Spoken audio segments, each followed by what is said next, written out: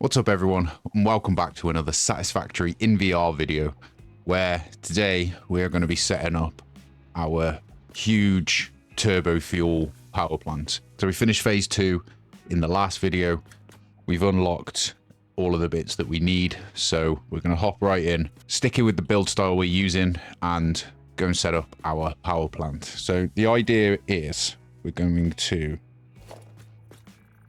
grab a refinery. We're going to take the fuel. We're going to slightly overclock this to make 45 per minute. Chuck one of those in. We're going to do 45. And the reason we do 45 is we can grab another one. And in this one, we can make turbo fuel, which will churn out 18.75 per minute. And conveniently, a fully overclocked fuel generator will use 18.75 per minute of turbo fuel. So what that means is we can make a blueprint where we have one fuel refinery feeding 2 turbo fuel refineries, which take 15 compacted coal each, and that way we can grab an assembler somewhere in the middle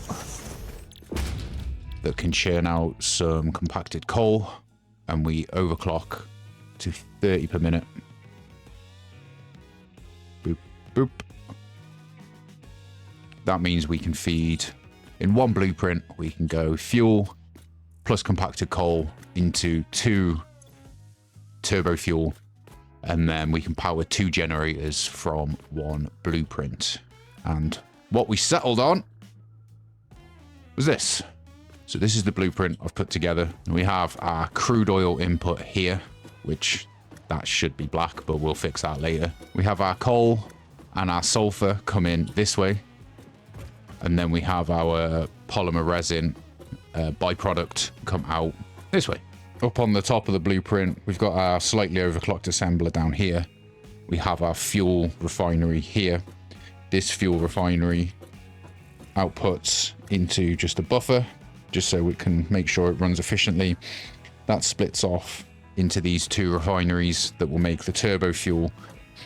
And then when we get out, we can have an output here into a generator, and we can have an output over here into another generator. With the resources we have available, so we have 2,550 crude oil that we can utilize.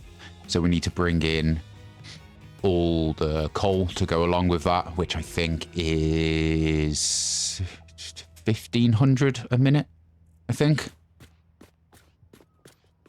I'm sure it's around that. Or 1,200 a minute. 1,200 a minute of coal we need to bring in, and 1,200 minute of sulfur. So it may not be a surprise, but we're going to build down here. I think everyone who's ever played the game has built a fuel power plant down here at some point in their playthrough. But we have oil, 2 pure nodes at the back there. It's going to give us all the fuel we need to power this power plant. So our first step is to start blocking out with concrete this entire area. So we're gonna grab our foundations. We're gonna raise up just a little bit, I think. There, maybe. We want to make sure we clear that thing over the far side. And these. So we'll build it here. I'm gonna spend some time blocking out this whole area, and you don't want to sit here and watch me do that for hours. We can do a little bit of editing magic and swipe that in. And there's the start. So we've brought some power in. We've made a small hypertube cannon so we can get home if we need to. And one of our minor challenges that we're going to have to deal with is a fuel power plant takes rubber. So we're going to need a temporary plastic and rubber setup to help us to help us build this. So we're going to go and grab a pure node from over this side. We only need one. You know, a spider somewhere. We'll just take one oil extractor, feed that into 2 refineries, like so. Doesn't need to be anything crazy. It just needs to make some plastic and some rubber. We're not bothered about efficiency. So we'll make some plastic, we'll make some rubber, and we'll deal with, I think we might as well overclock them because we have capacity. Overclock those. Overclock those. Feed those into a couple of dimensional depots and some storage boxes. And we can just sink the petroleum coke into an awesome sink. This is going to be very, very, very temporary. So now we have that going. That's going to give us the materials we need to build the power plant. So let's go do that. So we're going to build a lot of these. So the maths works out to 4 full rows of 8 sets of blueprints and a small section of 5. So because we're building so many, we'll put our blueprint onto a hotbar down here just to make things easier for us and to give you an idea of what it's to look like. We'll put it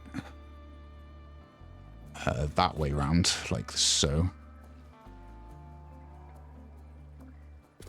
Check that's all where we want it, which it is. So that goes down. There's our first blueprint. And then on the other side of it, let's just add another hotkey here to make things easier for ourselves. We can take a fuel-powered generator. We can line it up with that. We can nudge it back so that when we put the pipe in, it's going to avoid the crude oil line coming in here. We can take our horizontal to vertical pipe. And we did that the wrong way around.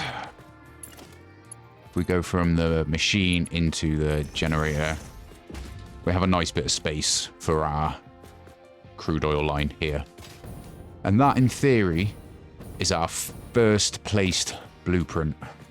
So now, if you can picture 37 of this blueprint across this whole area, it just looks incredible.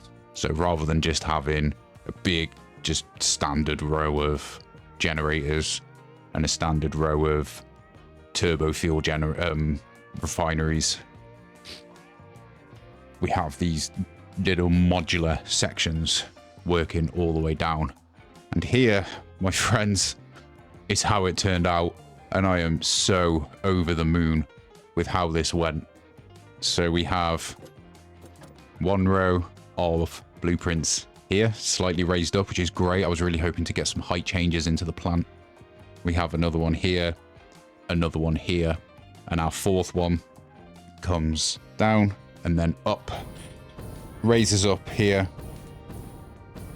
to these set extra 4 at the top there. And the scale of it is just phenomenal. Ow, my legs. We have nothing to do now but start bringing in some of our resources. During a live stream, we went ahead and grabbed all of our crude oil, as well as all of the sulfur that we need and all of the coal that we need to keep the power plant running. With that done, we're ready to connect up our first row that's going to give us enough power to start the rest of the factory. So connecting this and connecting this And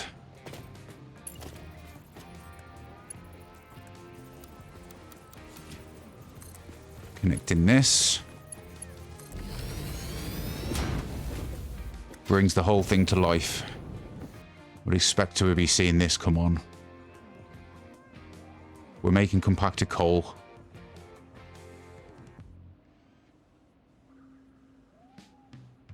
Where's the fuel? Ah, the fuel's coming to life. Good. They're churning away. They're churning away. It might have just needed some time to fill the pipes up. Let's go check the power grid. How stable are we? Is the big question. Pretty stable. So it's all running. That's good. That gives us enough now that when we turn the rest on, the power grid isn't going to completely just crash. With that done, we spent a few more hours routing all the materials through the power plant, connected all of the lines up so that all 74 fuel-powered generators are up and running. And here it is. I am so happy with how this build turned out. We've still got a lot of work to do with decoration, but it's starting to really come together. We've put this observation room sort of suspended in the middle of the plant, and I'm not sure what I think of it yet, but we will see. There's a couple of missing windows, but that's fine. It's sort of just suspended over the top of the plant so we can have a look around. The next job is to put all of these walkways in so that we can get around the power plant and really have a look at it. But it's steadying out. We are at 53,000 megawatts, which I'm very hopeful will carry us for a good portion of the game, at least until we hit nuclear power. So with that said, that's the end of today's video. Next time, we're going to be using a crazy recipe to automate a couple of thousand plastic and a couple of thousand rubber. It's not a recipe I've ever used before. I only found it when I was browsing on the Satisfactory modeler, but it's going to be pretty crazy to set up, and it's going to be a lot of machines, and it's really going to push the VR save to its limits, I think. The frame rate with all of this going on is really stable. So maybe we'll be okay. Maybe we'll be okay. But until then, guys, remember to like, remember to sub, remember to comment if you've enjoyed the video. Let me know what you think so far of the VR playthrough and whether you're going to try it yourself. Until then, we'll see you guys in the next one.